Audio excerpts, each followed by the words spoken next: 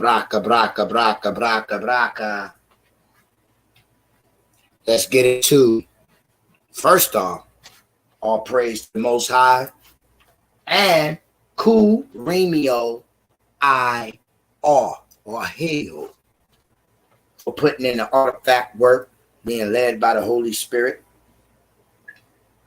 for coming to an understanding that is bigger than what it is and bringing these snake, dragon, dagon, merman, Mormon entities that is not mythology.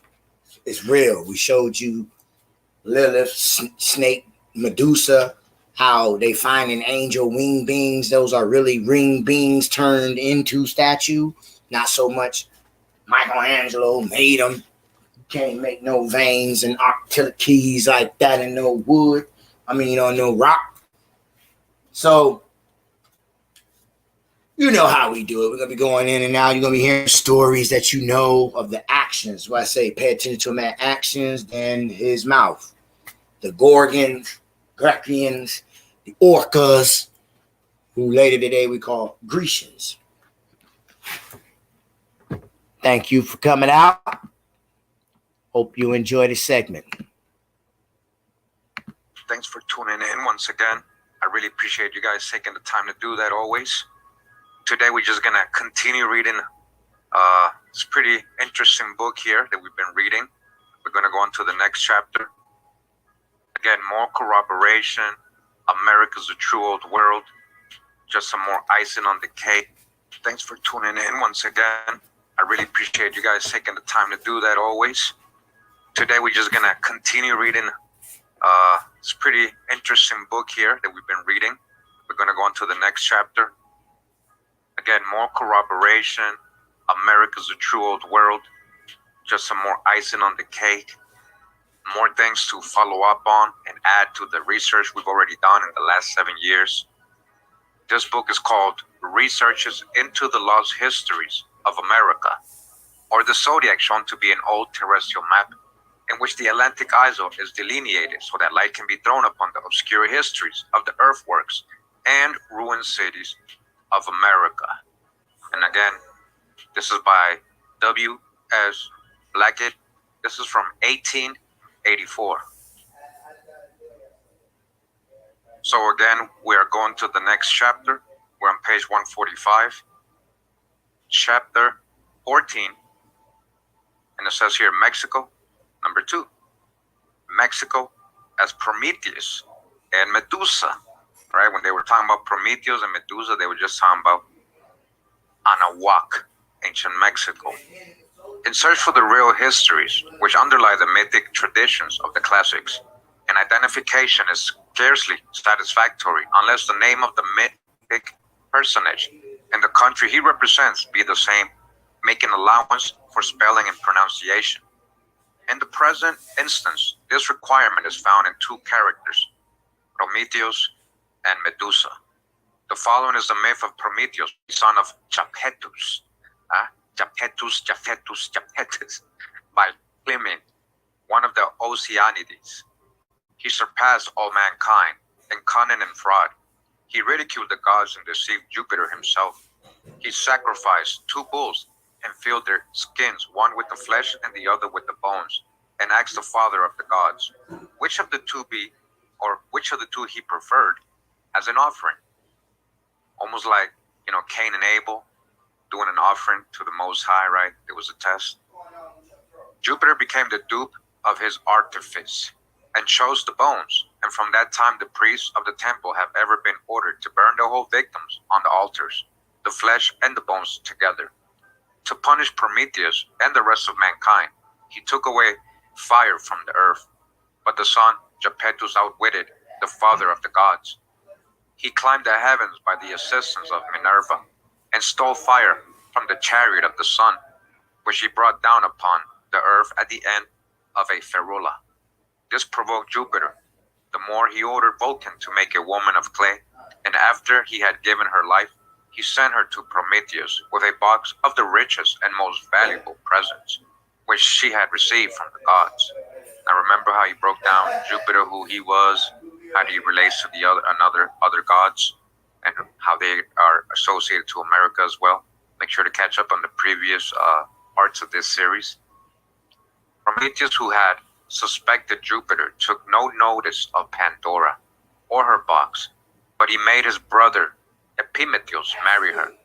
And the god, now more irritated, ordered Mercury, or Vulcan, according to Aeschylus, to carry this artful mortal to Mount Caucasus, and there tie him to the rock, where for 30,000 years a vulture was to feed upon his liver, which was never diminished, though continually devoured. He was delivered from this painful confinement about 30 years afterwards by Hercules, who killed the bird of prey. Prometheus had received the gift of prophecy, and all the gods and even Jupiter himself consulted him as an infallible oracle. To him, mankind are indebted for the invention of many of the useful arts. He taught them the use of plants with their physical power, and from him they received the knowledge of training horses and different animals, either to cultivate the ground or for the purposes of luxury. This tradition is transcribed at length on account of its intrinsic importance and an historical point of view. It reads like the story of some individual man, but when looked at in the light of the present treatise, it swells into great histories, which link together the two hemispheres in times of high antiquity. Is all connected to America. There need be no time occupied by arguments to prove that Prometheus, in the first part of his mythic life, is an impersonation of ancient Mexico. Again, Prometheus, first part of his life, is literally an impersonation of ancient Mexico, guys. You heard, right? That has virtually been done in a former chapter, where the ethnology of Mexico and Central America was put into juxtaposition with the Greek pedigree of Titan. All right? The Titans were from here. It is there shown that Japetus stands for the Zapotec race.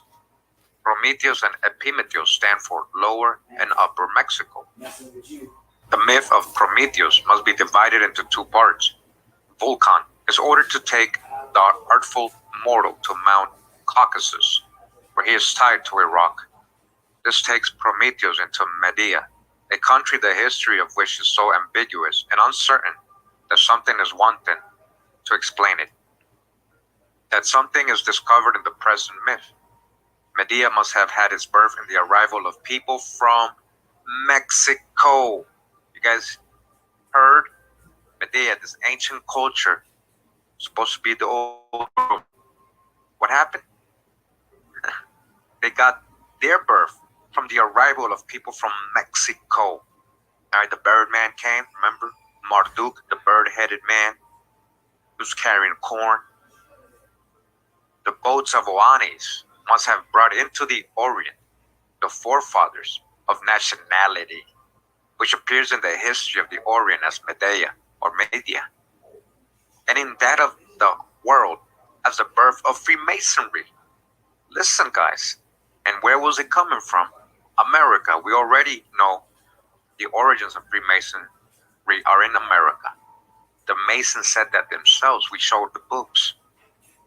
They must have been Mexicans, Mexicans, or from Anahuacan. Listen to this, guys. Ancient Mexico was called Anahuac, right? So how would you say somebody coming from that area, what would you refer to him as? An Anahuacan, right? Anahuacan or Anuwakin, Anunnaki, Anuwakin, Anunnaki, bird-headed. Who are the real gods of Sumeria? This is what I'm trying to tell you. Expand your mind. Get away from things you can't prove and start going into real history. Yet the greater part of the tradition belongs to Mexico, and the details of it in that relation can be compared with the national characteristics of the people and the arts to which they appear to have devoted themselves. One of the characters attributed to Prometheus is that of a prophet. Not only was he a prophet himself, but the very gods themselves consulted him. It will be remembered that Nereus also had that office. This ascription of religion to Mexico reads strangely. but a more extended knowledge of the subject shows that the Mexican people were in possession of religious sentiments, which will compare advantageously with the most orthodox Christianity. Listen to what he just said. Almost like Christianity. They had this in ancient Mexico, a different type. When we're talking about, what is it, Hermetic, Serapis, Thoth, right? Thoth. He was an Atlantean, wasn't he? One of the peculiar feats ascribed to Prometheus is that of bringing fire down from heaven. To bring fire down from heaven requires a mirror of great power. But in an extract already given concerning the Mexican arts, it is said that they had the most beautiful looking glasses made of itztli. In the figurative language common to ancient literature, this is called stealing fire from the chariot of the sun. But when the fire is put at the end of a ferula, it seems rather to refer to the production of fire by the friction of wood. Listen, in the pictures of Mexican antiquities, this particular method of creating fire is exemplified by numerous specimens. In fact, it is so common as to give it prominence in the customs of the land, all right? Who were the first people to make fire? Listen, it's all over the codices, all these ancient codices. It was literally customs of the land, Mexico making fire. That's probably what they're referring to Prometheus doing. Why, when they're saying, oh, he brought fire from heaven. No, he learned how to make fire and he shared it with everybody, right? Then it is said that mankind is indebted to Prometheus for many of the useful arts. If so, Mexico must have occupied a position in the early civilization of man, which is not commonly attributed to it. The credit has not been given. We're telling you guys, this is a true old world.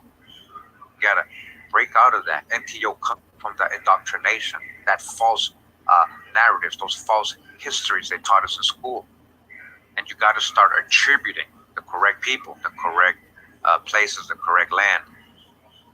One naturally supposes that this famous state must have received its useful arts from some extraneous people, but the myth reverses the movement. The writings of the Spaniards make it manifest that the arts of life were in the highest possible state of successful cultivation. Even the short extract given at the end of the last chapter is sufficient to prove that fact, right? And we just read yesterday a lot of stories the Spanish wrote down, about this amazing golden cities with inscriptions, white temples, very advanced people, clothes, full of art, beautiful roads and everything. So these people were highly civilized. By the time the Spanish got here, they already had, been for thousands of years. The reference to human sacrifice contained in the myth looks something like a parody upon what is now looked upon as a serious matter. They played a trick upon the father of the gods, rather a poor compliment to such an elevated god. But though the story is funny, it is plain enough. Prometheus got the flesh and the god got the bones. This is the exact thing which is described in accounts of the practice of human sacrifices among the Mexicans. They slaughtered the victims at the summit of the Ticalices and then threw the bodies down to the bottom of it to be taken away and eaten. On the whole, it must be admitted that this story in its present application reads very naturally. Without straining it at all, it deduces many important points in the long-lost histories of the west coast of North America. This is not exactly the place to consider the bearing of the subject on Asia and its histories.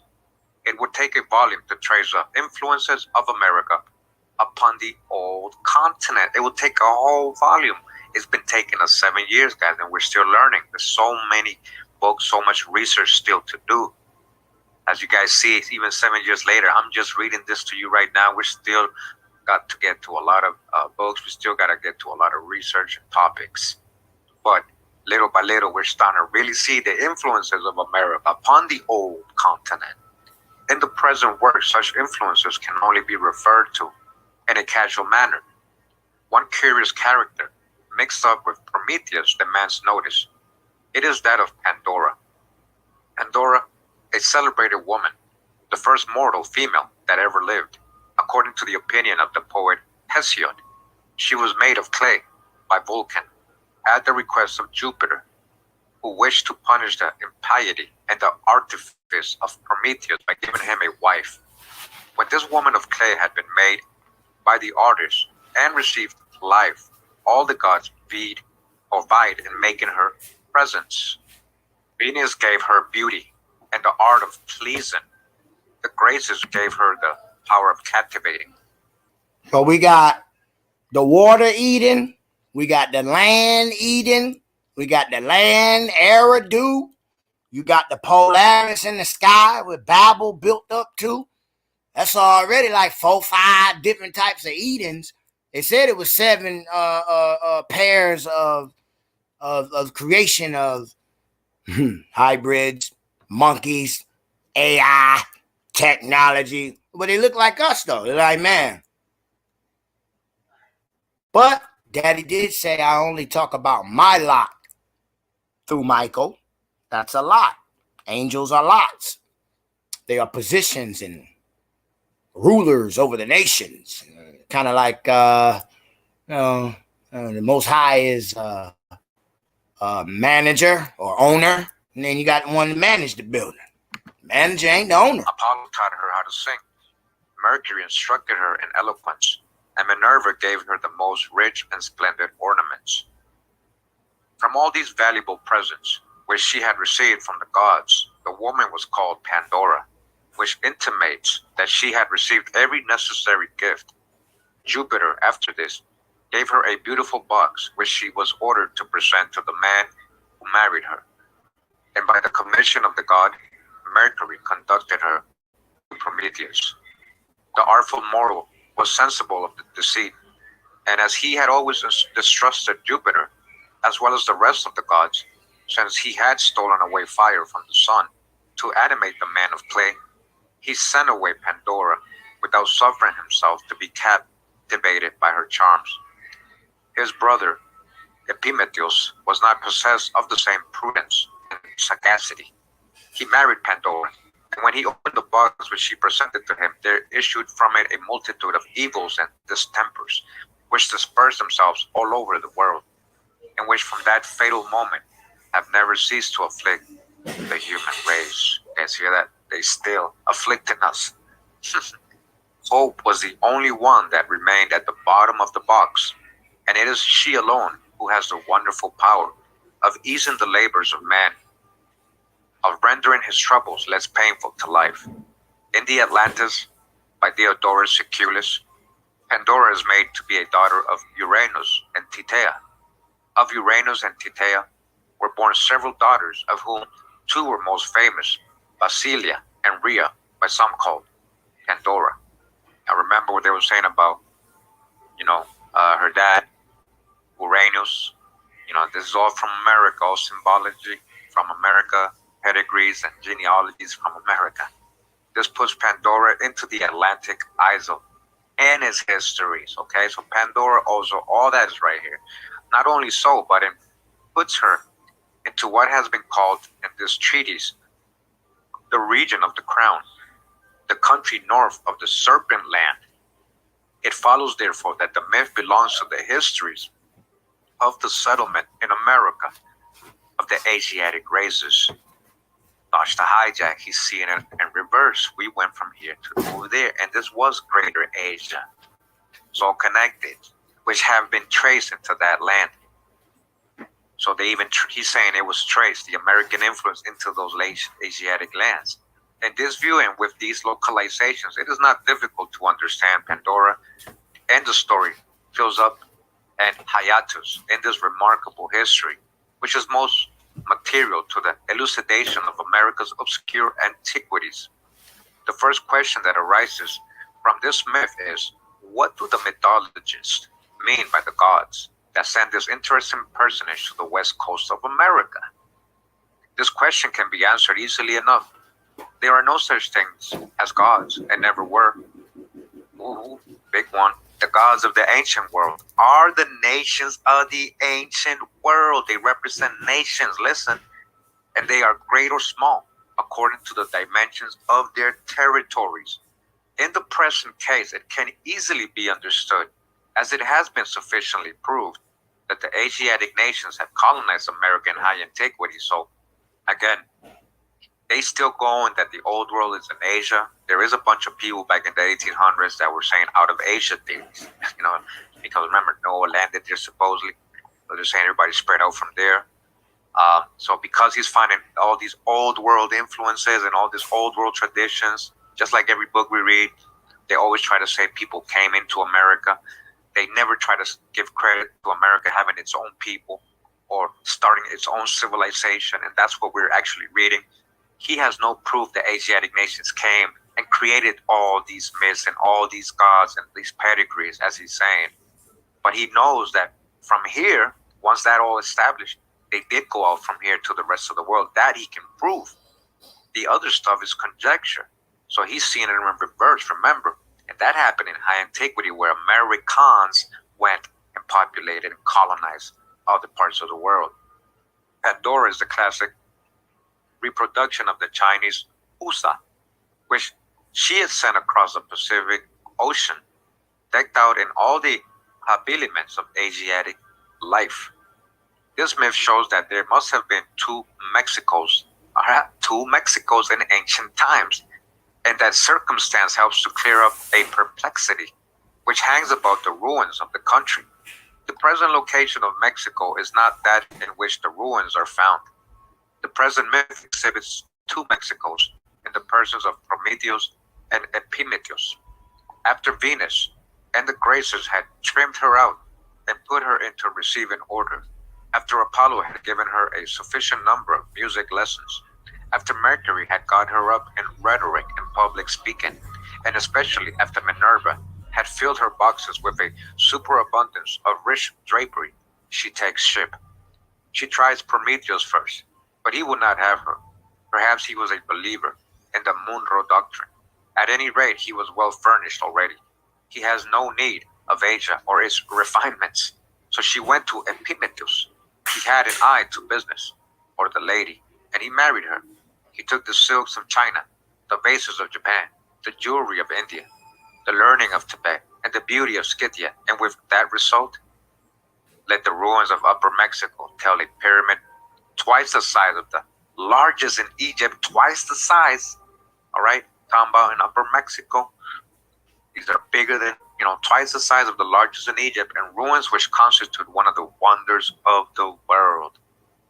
So what he's trying to say is these people meant lands, Upper and Lower Mexico. Remember, Mexico today is not the same size as older Mexico. Remember, Mexico used to go all the way up to almost Oregon. So Upper and Lower Mexico, huh? Another tradition which belongs to Mexico and is illustrative of its ancient history is that of Medusa. All right, everybody knows Medusa, right? The lady with the snakes on her head. It is unnecessary to prove the location of the Medusa in this place, as she is one of the Gorgons, and that subject has been sufficiently handled before. But a picture is here given, by which it is indubitably proved that Medusa is the mythological Mexico. So real quick, this reminds me, I did find a drawing. I don't know if it's from a mural or a codex, an ancient Mexican codex or mural, where it's showing a woman with snakes coming out of her head. And I thought I had saved it. I can't find it on my computer. I must have not named it. It's probably somewhere on my computer, unnamed as a screenshot. But as soon as I find that, guys, I'm gonna show it to you guys. And I'll remind you guys, hey, this is what I was talking about in that video. All right, the Medusa one. Continuing, it says, the picture at the right hand is the European portraiture of the Gorgons. It is taken from Millen's collection and is the most characteristic picture to be found. It will be seen that they are woman birds or winged women. One of them is the Medusa herself. She is decapitated, and Chrysaor and Vulcan start from her neck in a form so peculiar as to define the personage wherever she may be discovered. At her side is given a part of a large Mexican scene which appears in Aglio. It must be pronounced that Medusa herself in propria persona, She also is a woman bird, or winged woman. Listen, the Mexican artist has given great prominence to the bird. She also is decapitated. Any figure starts from her neck, any form exactly like that of the Greek figure. So we're probably going to get what the drawings he's talking about right now. On a comparison of the two scenes, it is hardly possible to deny that one must have been taken from the other.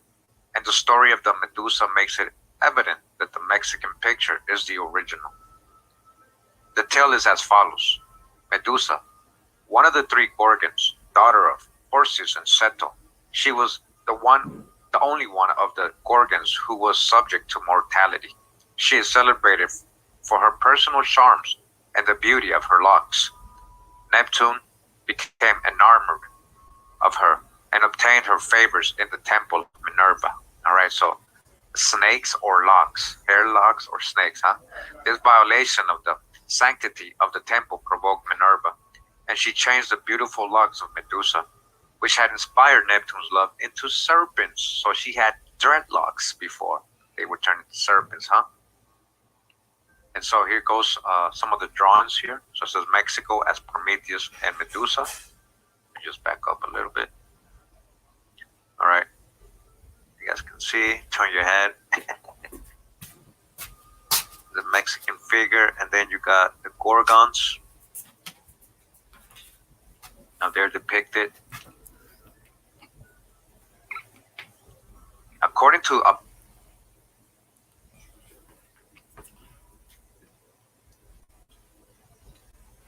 Welcome back to this U.S. Open office plan. Miller just lobbed a message way over Jones's head using some technical jargon. Let's see if they can use Grammarly to their advantage. Jones is using it to make her...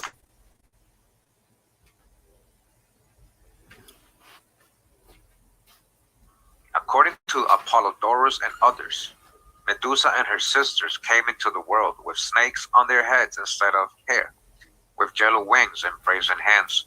Their body was also covered with impenetrable scales, and their very looks had the power of killing or turning to stones. Perseus rendered his name immortal by the conquest of Medusa. He cut off her head, and the blood that dropped from the wound produced the innumerable serpents that infest Africa.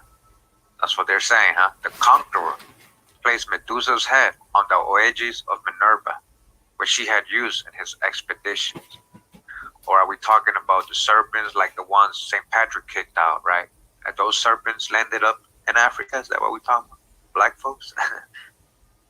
The conqueror placed Medusa's head on the Aegeas of Minerva, which he had used in his expeditions. The head still retained the same petrifying power as before, as it is well known in the court of Cepheus. Some suppose that the Gorgons were a nation of women whom Perseus conquered. All right? So were we just talking about a group of Amazonian women she represented? Listen, commenting on this myth, it must be noticed that it suits the present course of treatment of ancient Mexico in every detail. But it also shows that the histories of it have been retained only under misconception and misapplication. In this myth, Neptune appears again. He takes a fancy to the Medusa. All the myths agree that it was Neptune, that is to say, Niphone, that colonized the country. And the description of the Medusa suits well the barbarous customs and cruel practices of the land. The people dressed as wild beasts and birds must have conveyed such strangers as visited the land. All right, so listen, people dressed like what? Like birds and creatures, like jaguars, right? And eagle warriors and jaguar warriors, like we did in America, right? Black Panther. The people dressed as wild beasts, right? And birds. It must have conveyed to such strangers as visited the land the zoomorphic form described in the story.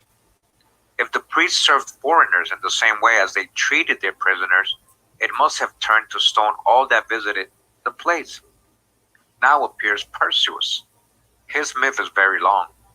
Only the chief points of it, and such as relate to America, need be transcribed in this place. Perseus, a son of Jupiter and Danae, Danae, the daughter of Acrisius. Perseus was no sooner born than he was thrown into the sea with his mother Danae, and they were driven by the winds upon the coast of the island of Seriphos. Perseus was entrusted to the care of the priests of Minerva's temple. Polydectes was the king of the place. This king sends Perseus to bring him the head of the Medusa. Then the gods appear in the tale. They give the hero a combined outfit. He first goes to the Graia, sisters of the Gorgons, and he steals their eyes and gets information of the location of the Gorgons. Perseus flies there, which was beyond the Western Ocean. All right, listen. He finds them asleep and cuts off Medusa's head with one blow. From her blood sprang the Libyan serpents. Chrysaor, also with his golden sword, as well as the horse Pegasus, which immediately flew through the air and stopped on Mount Helicon, where he became the favorite of the Muses. This is perhaps the most curious tradition of the old world, and it requires only the localization practiced in this work to turn it into genuine history. Genuine history. Perseus himself is an impersonation of Persia. He delineates that land in the Ptolemaic zodiac. On study, it will be found that on return to Persia, he is the great Feridun that built the city of Persepolis. His mother Danae is uncertain, but she accompanies him, and in the chapter on Central America, she will be found there. It might be supposed that Perseus was some Persian hero who also performed the feat of striking off the head of Medusa, but the story will not admit of that interpretation, for all the gods join in the enterprise, and they furnish the hero with the needed equipment. From this, it must be inferred that the barbarities and inhuman customs of ancient Mexico were well known all over Asia, and they must have excited an amount of indignation that would not be satisfied without the destruction of the bloodthirsty race. The myth of Perseus is not only one that retreats of some former destruction of Mexico. Thor does it in Scandinavian myths, Horus in those of Egypt, Krishna in those of India, and Perseus in those of the classics. But in those days, the snake must have been scotched only. Its heads grew again as soon as they were cut off. Lust of blood is not easily satisfied. It is fed by its own drops.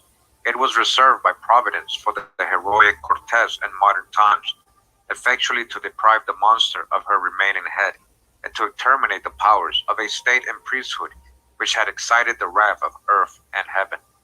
Perhaps the most remarkable part of this marvelous story is that which the Muse has reserved till the last. It is said that from the blood of the Medusa sprang the serpents of Africa, Chrysaor with the golden sword, and the horse Pegasus, which flew to Mount Helicon. These astounding facts, if true, must have very much affected the histories of ancient Africa and Europe. What happened in America, right? It affected. They must have linked together the two hemispheres, and some of their most interesting and material histories. Take them separately. The serpents of Africa comprise a page of history which would be beyond research. If it were not for the zodiacal map, perhaps there is no part of the globe so dark as Africa. In regard to early history, right? They don't mean the people, they mean its history. But when the great dark continent is studied, these serpents make their appearance. The present land of Dahomey comes out in a marvelous way, as having been visited by the serpent, who for ages has been worshipped there, and whose bloody practices have rivaled those of Mexico, and have not yet been abolished. The next chapter that sprang from the blood of the Medusa is Chrysaor. He is a son of Medusa by Neptune. Some report that he sprang from the blood of the Medusa, armed with a golden sword. He married Calirho, one of the Oceanides, by whom he had Geryon, Echidna, and the Chimora. It is said of Geryon that he lived in the island of the Gadis or Gadis. If so, there must have been historical connection between Mexico and Spain, and we already know there definitely was. But by far, the most important character mentioned is the horse Pegasus, a mythic figure that belongs exclusively to Greece. The horse Pegasus in the Ptolemaic zodiac delineates Greece itself and the surrounding parts. Not only so, this surprising animal is on the banner of ancient Greece as its national heraldry. That being so, there must have been direct communication between Mexico and Greece, so-called Greece, with Greece. But this is the teaching of the story, for the horse flew to Mount Helicon. After what has now been said, it will create no surprise to be told that two of the gods who were worshipped by the Mexicans on the arrival of the Spaniards in the land are European gods. Dodge the hijack. They seen it in reverse. There is no test of ethnological relationship so strong as that of the gods. Like people, like priests, the customs of religion stick to a nation longer than speech or feature. The first of these gods is Tezculipoca, a picture of whom is now given. Tezculipoca in Mexico was the god of penitences and self-mortification. His priests are represented cutting themselves with knives. To him were offered human sacrifices. The picture now before the reader gives a vivid conception of this god. His temple is ornamented with skulls and crossbones, and he is surrounded with all the barbaric paraphernalia which indicate the savage. All right, so very important right there. Look what he's showing you: skull and bones, right? Crossbones and a skull, just like the skull and bones. This Mexican god Tezculipoca is manifestly the Esculapios of the Greeks. Esculipoca, literally, guys, is almost Esculipo, right? He's saying Esculapi, Esculapi. It's the same god, guys. They just duplicated in these so-called Greek myths. This Mexican god Tezculipoca is manifestly the Esculapios of the Greeks, who had a temple erected to his honor in Epidaurus. Okay? Esculapios and Telesphori, right here. It's the same. They just duplicated it, copied the history. At that place, he is called the serpent god. Living serpents were kept in the precincts of the temple, just as they were in Mexico. Under these circumstances, the name becomes material to the identification. So this is important, guys. So when they're talking about in both places they had snakes, they're only reading about that in Greek, in ancient Greek. But when the Spaniards got here, they saw it. They saw it. It wasn't just a legend or a story. So who really had it? These Greek stories are just talking about Mexico is what I'm trying to say, guys. It wasn't always duplicated. The story is being duplicated, and then they're saying, oh, it happened here. But it was always, a lot of these things happening in America. In this case, the two names are virtually the same, right? Literally, the name of these gods are almost the same. I just showed you. It is true that the Mexican god has the letter T at the commencement of the name, but Esculapios is often written with diphthong, i.e., in the ordinary transformation of names and words, a diphthong implies a lost consonant. But to make the identity certain, it is to be noticed that in the mythological monuments of Europe, Esculapios is nearly always accompanied by another god, if he is to be considered as entitled to that tall epithet. This is Telesphori, a little fellow who must be pronounced a dwarf.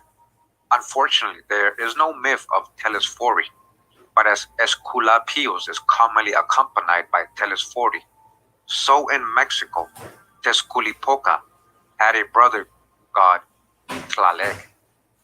One temple sufficed for the two gods. This is a strong point in the identity, because gods do not very often admit their little brothers to equal rights. Esculapios has a tradition so that he can be studied. Esculapios, son of Apollo by Coronis, or as some say, by Larissa, daughter of Phlegeus, he was god of medicine. After his union with Coronis, Apollo set a crow to watch her, and was soon informed that she admitted the caresses of Egis of Omonia, This god, in a fit of anger, destroyed Coronis with lightning, but saved the infant and gave him to be educated by Chiron or Chiron, the centaur, who taught him the art of medicine. Aesculapius was physician to the Argonauts. He restored many to life, of which Pluto complained to Jupiter, who struck Aesculapius with thunder. Apollo, angry at the death of his son, killed the Cyclops, who made the thunderbolts. Aesculapius received divine honors after death, chiefly at Epidaurus, Pergamos, Athens, etc. This myth is difficult, but there is enough about it to show that Aesculapius, the Asclepius of Egypt, all right, listen to this and look at the name, just like the Mexican god. They're copying the Mexican gods, guys. Aesculapius, the Asclepius of Egypt, who we know Asclepius somehow is associated to Hermes and Thoth, and of Phoenicia, was half Asiatic, half North American. Was that Asiatic? What do you mean by that? Sounds like he's just American. He was the serpent god in the old continent, the serpent god of the old continent. But Aesculapius is better understood from the position he occupied in the old continent, where he has a remarkable connection with Belus and the Syrian Bel. Thus, it is said that the Tower of Babel was consecrated to Bel, but the upper story of this edifice, the special place of honor, was devoted to Aesculapius. Now, you guys hear that? This is certainly very strange, and it might be thought a mistake, but the same thing is said of the Bursa of Carthage, another great temple of Bel. Thus, Aesculapius and Bel are very nearly the same god. Now, the myth says that he is the son of Apollo, who is a form of Bel. Now, this reminds me of the Pyramid of Cholula, right? And what are people saying? That it's an exact copy of the Tower of Belus, or Tower of Babel, Belus, the Tower. This is what Humboldt said. It's an identical copy of what he read the temple looked like, right? In supposedly ancient Mesopotamia. But he's actually seen the pyramid. He went to Cholula and measured it and said, whoa, it's just like they're describing the temple of Belus to be. So doesn't it make sense? Look at the complete circle here. When we're talking about that this god Aesculapius was associated with Bel, the Tower of Bel, it's associated to, it's actually a copy of a Mexican god. And we have the Tower of Belus copy in the Pyramid of Cholula in Mexico. The position and character of Bel in the ancient world is rather a difficult subject, not because he cannot be seen, but because he is seen too much. There are so many Bels that one has to be cautious in the identification of them. One thing is very certain, that the religion of Bel was the religion of human sacrifice. Without entering deeply into this subject, enough has been said to show that the religion of Bel and Aesculapius in the old continent was that of Tezculipoca. All right, Bel, it's just copied from Tezculipoca. Bel just means Lord, guys. Baal, Bel, Baal, Lord. But you can't have lords above the Most High. That's the thing. They were worshiping lords of Baals, or these, right, so-called gods. But both of those, Bel and Aesculapius, is that of the Tezculipoca religion, the Mexican god. Under those circumstances, much light is thrown upon the histories of ancient Mexico by the idolatry of Bel. Yeah, even idolatrous stuff came out of here. Remember, true old world. But doesn't mean that everybody was being idol worshippers, so don't generalize. The other god of Mexico belonging to the old continent is Quetzalcoatl, all right? Jehoshua. The description of Quetzalcoatl has been already given. He is the lord of the eastern light and winds. He was born of a virgin. That's what I just said, Jehoshua, right? The real Joshua. He was born a virgin. Or what we really talking about here? In the land of Tula, or Tlapalan, in the distant east. And he was high priest in that happy land. He bore as a sign of office, a mace like the cross of a bishop. Guys, literally, see this drawing? Quetzalcoatl looking like a bishop, the cross, just like they dressed. We actually read this. We read these descriptions translated from the Mexican codices. I have a whole video on Quetzalcoatl, what they're talking about right here. Go check that out if you haven't. Again, he's dressed. He bore a sign of office, a mace like the cross of a bishop. One of his symbols was a flint. One fell from heaven in the beginning of things and broke into 1,600 pieces, from each of which sprang up a god. It is impossible to misunderstand Quetzalcoatl. He comes from the distant east under the Virgo. Gosh, the hijack, they're trying to make him part of the other side of the world. He carries the mace or cross, commonly seen in the hands of Chinese bonds. See, now they're conjecturing because he has the symbol. Remember, they don't want to give credit to the Americas for creating any of this symbolism, religion, so-called gods, or whatever traditions. So again, seen in reverse. But look what he's telling you. He carries the mace of the cross, the origin of the Caduceus. All right, Thoth, Hermes, huh? He builds pyramids. Remember that Quetzalcoatl has a twin. Quetzalcoatl's twin is Xolotl. Xolotl, the god of the underworld, the dog-headed Anubis. That is Xolotl. That is Quetzalcoatl's twin brother, just like Zeus and Hades, the two brothers, one good, one bad. So when we're talking about Xolotl, yeah, Caduceus, Hermes, yeah, Thoth. He builds pyramids, which in Eastern Asia erected to hold the relics of the spirit of heaven. He is the god of the Toltecs or Nahuas, the civilizers of the land, the civilizers. In the traditionary histories of Mexico and Central America by Brasseur de Bourbouk, he seeks to correct the abuses of the empire, to restrain the sanguinary priests, to disseminate that tender regard for human life, which is the distinguishing peculiarity of Eastern monarchism. In those histories, the party headed by Quetzalcoatl actually wrested the reins of dominion from the bloody priest on one occasion.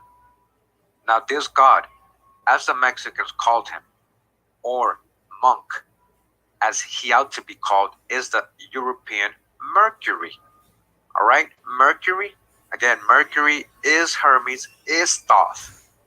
Just talking about Thoth here, right? Thoth did say he was from Atlantis, right? It is not necessary to exhibit a picture of Mercury in his European form. He is too well known. But a native picture is here given from Anglio, which must be pronounced an admirable specimen of a European Mercury.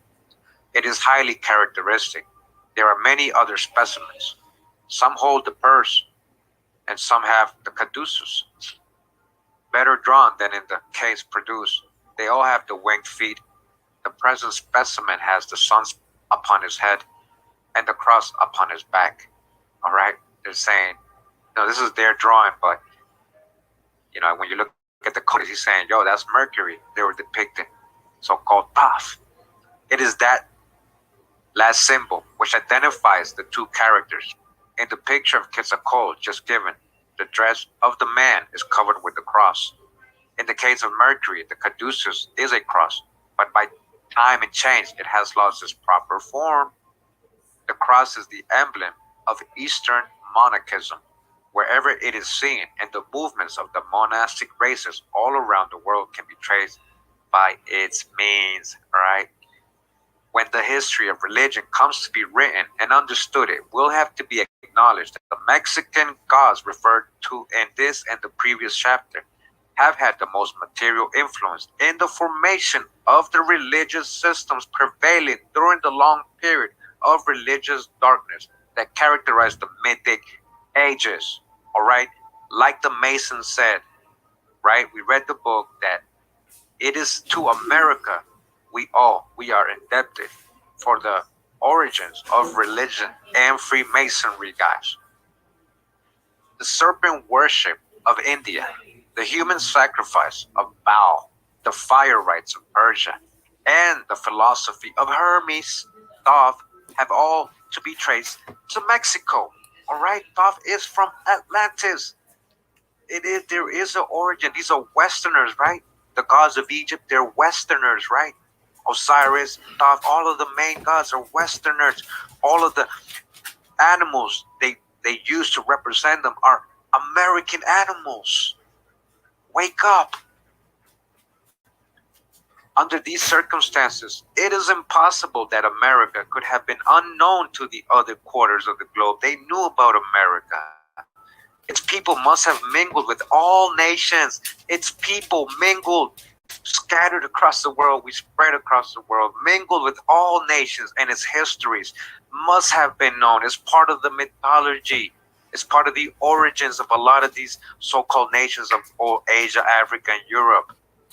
That it was so is proved by the innumerable pictures that constitute the mythological collections of Montfaucon, Egis, and Milan, the Etruscan vases, and the Greco-Etruscan fictile vases form quite an historical picture gallery of the scenes and incidents comprised in the traditions of American life, okay?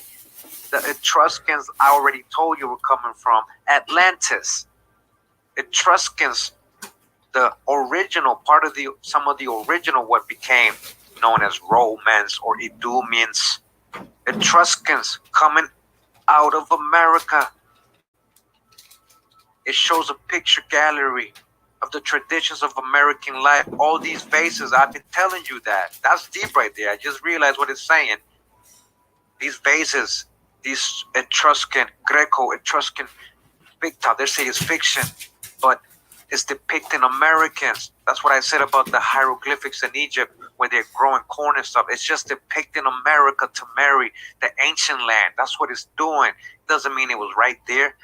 That was a college. That was a learning center. They built that for. They would teach about the old world there. It was like a world expo. It's like the exposition places. There you go. In the 1800s, before there was world fairs. That's what Giza is right there. It was built way out. A specimen is here given as an illustration of this fact. It is taken from Millen's splendid work on the Etruscan vases and is called Minerva among the Furies. This celebrated picture is full of symbols so that any expert in mythological design can easily detect the several personages that compose the group. Minerva is recognizable by the Medusa's head, which hangs upon her breast. One of the Furies stands at the left hand of the company. He is wombed, round with serpents like Typhoon, Aeon, and Mitra, and like them he is winged. The dwarf who answers to the Aztec dwarf is on a sort of sedan chair. In Mexican native pictures, the dwarves are always carried on sedans, but in a form more simple. The noble figure richly clad out of whose head the three springs, emblem of Saka, the Tibetan Buddha. Saka, listen, Buddha was a Saka, that is a Saxon Saka, which is a son of Isaac Saka. All right, the Tibetan Buddha answers to Quetzalcoatl. And continuing this image right here, right? All right, it says Minerva among the Furies. Let's see if we can back up a little bit. All right. You guys can see, again, they're just depicting Americans. He's letting you know. They're just depicting ancient Americans is what he's letting you know. These Etruscan bases, all right? So that's the end of this chapter, guys. I know it's a little quicker, but we're going to get into, I guess on the next chapters, into the mounds, southeast. It's going to get a lot more interesting. I hope you guys enjoyed this chapter. I thought it was pretty cool, pretty great. The comparisons, things to follow up on. But hey, to me, it's just more corroboration, more icing on the cake. As you guys can see, America is the true old world. Again, that was chapter 14 in this book, Researches into the... As you can see, nothing is as what they taught you. Not even your people. Got you with fake families and genies trying to multiply themselves. It's the real agenda. But now you know the truth, what you're going to do with it. You're going to be better or you're going to be worse. It's up to you. Nobody's going to make you do anything. As of right now, I'm just running my jaws. I can see all y'all comments, or you can see your comments yourself. Once I flip over, I'm not allowed to hit the comment button because I'm on another thing until the video goes off or close to the end. They're trying to suppress all the stuff that we do, but we press on and keep going through because many need to know the truth. Now, we got 7 pairs of men in creation. Why the hell they didn't tell us that in the beginning? Man, this thing, one man. Well, it really is one man being. The rest of them is clones, if you want to say that. Artificial intelligence, how would you would say? But they ain't us. They definitely not like us. I'm saying they ain't just a rap song saying. That's like telling you the real deal. And can you alter these things? Can you say that they are a lie? You're seeing it right now. We didn't even know how to call it out. But you see it. But the origins of things, that's one thing you can't change about a person. It's origins. And as soon as they hear those origins, the genetics inside of them is going to say, yeah, this is the truth. They're going to start screaming because that's the ancestor saints, the holy people. That's inside of you if you got the Holy Spirit. So your DNA will start screaming, yeah, listen, here it is. They're going to start getting more on the icing. And I didn't even say. Or you might have something that go along already. Oh, I've been missing this piece. You know what I mean? People give me missing pieces of puzzles I've been trying to figure out in the Bible. And it always come in another religion or something like that. I'd have never found it. Man, Lord, you knew it had to go down this way. I'd have never volunteered to go look at it and thought I'd find you in that book and the verse, the rest of the, I would have never. Not the way they teach it. You don't look in the other book. We're around here making spiritual gang wars and stuff. Ain't nobody special but the Kyries. You know what I'm saying? We keep saying that, but we ain't living it. We'll say a whole bunch of crap we think. We understand. It's going to be funny. I myself, as the number one top talking about, well, we start pointing fingers at y'all. So I'm BC the Tish Fight, BC the I Vet Root. Thank y'all for coming out. You know, tell the story. And if you can't tell it, okay, then share the video. But I'd rather you tell the story than share the video. And you be like, man, where you got this from? Then give him the video. All right, let the Holy Spirit work on him. But you tell the story first. Try to tell the story in the Holy Spirit first, man. You never know what he might slip up out your mouth. You may never know what you got inside of you till you try it, man. Don't be scared. Don't be scared. Braka.